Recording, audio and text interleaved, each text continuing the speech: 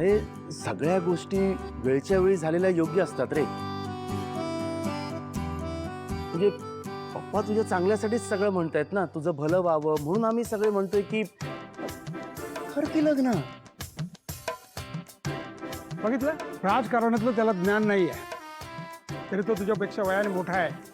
त्याचं ऐक. जेव्हा त्याचं लग्न ठरलं होतं ना, तेव्हा त्याने एक सकार शब्द काढला नव्हता. मग मग तुझे नखरे कशाला रे? आई, काय तुझा वाघ लग्नाला घाबरतोय? हे बघ सिद्धू, प्रत्येकाला लग्न हे करावंच लागतं आणि तुलाही करावं लागणार आहे. काय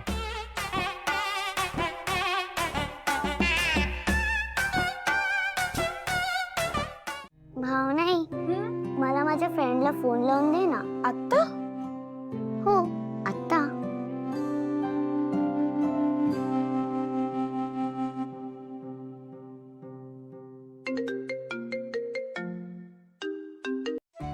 बोला.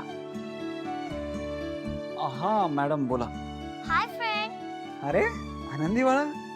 फ्रेंड, मी भावनाई सोबत खेळते. हे धर, तू माझ्या भावनाई सोबत बोल. हॅलो, हा मॅडम बोला की. काय झालं? तुमचा आवाज असा काय येतोय? काही टेन्शन आहे का? ऍक्च्युली आहे एक टेन्शन. कसं सांगू आता तुम्हाला. मला एक मुलगी आवडते, पण माझे घरचे माझ्या लग्नासाठी मुलगी शोधायला लागले तो. आणि उद्या सकाळी त्यांनी मुलगी बघायचा कार्यक्रम सुद्धा ठेवलाय. मला नाही जायचंय. आता कसं आहे, मला जी मुलगी आवडते त्याच्याशिवाय मी कोणाचाही विचार नाही करू शकत. पण घरच्यांनी सगळी तयारी केली हो उद्याची. तुम्हीच सांगा ना आता काय करू मी. तुम्ही एक काम करा, तुम्ही ना कांदा अर्धा चिरून ना तो बायांखाली ठेवा, म्हणजे ना तुम्हाला ताप येईल आणि मग तुम्हाला मुलगी बघण्याच्या कार्यक्रमापासून सुटका मिळेल. माझ्या शाळेतल्या काही मैत्रिणी ना असं करायच्या शाळा चुकवण्यासाठी. काय हो, काय उपाय सांगितला तुम्ही. थँक्यू सो मच हो मॅडम. ठेवते. क्या बात है यार. माझ्या अंजलीने बघण्याच्या कार्यक्रमापासून माझीच सुटका केली.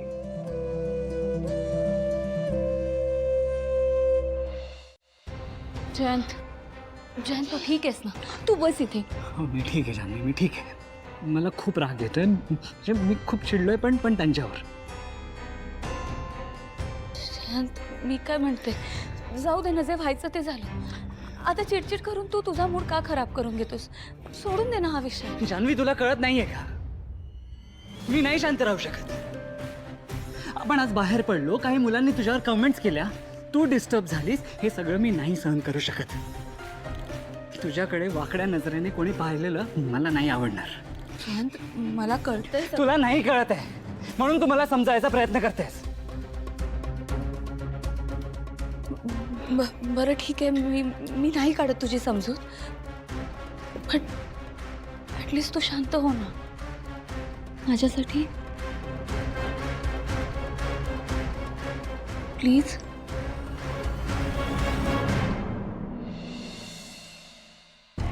जानवी,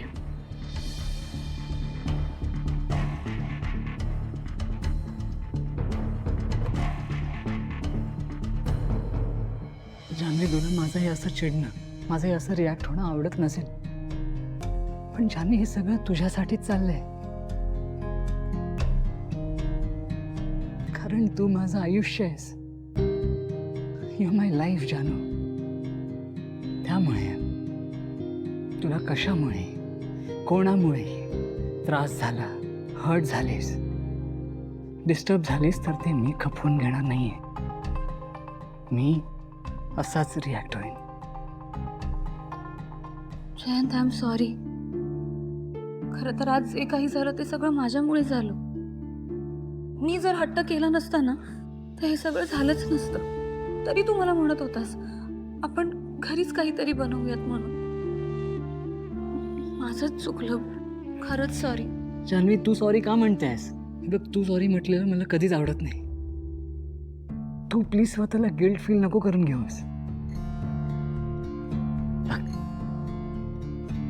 तुझ्या विश पूर्ण करणं ना हे माझं काम आहे आणि ते मी आवडीने करतो. पण ज्यानं बाहेरचं जग चांगलं नाहीये म्हणून मी तुला नेहमी प्रोटेक्ट करत असतो. जयंत, मला तुझी काळजी कळतेय रे, पण सगळीच माणसं वाईट नसतात, काही चांगली सुद्धा असतात. आणि आणि आपण असं समजूया आज आपलं लक खराब होतं म्हणून हे सगळं आपल्या बरोबर झालं. ती माणसं आपल्याला भेटली आणि त्यात ती प्यायलेली होती. हे एक सांगू जयंत, मी तुला म्हटलं नव्हतं का की आपल्याला ते घरासाठी लोन काढायला बँकेत जायचंय, ते उद्या जायचंय आपल्याला. हा आपल्याला? अगं असं काय करते, मी सांगितलं होतं तुला. हा, तुम्ही सांगितलं होतं. मग?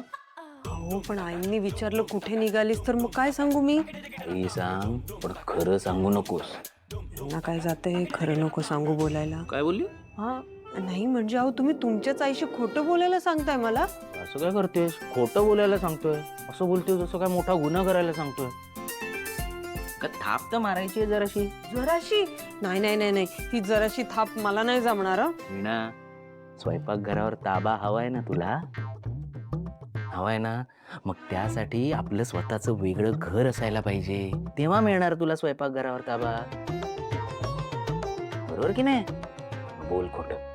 नाही नाही नाही, हो पण हे खोटं बोलायचं म्हणजे मला बरं बरं, ठीक आहे नाही ठीक आहे ठीक आहे ठीक आहे ठीक आहे.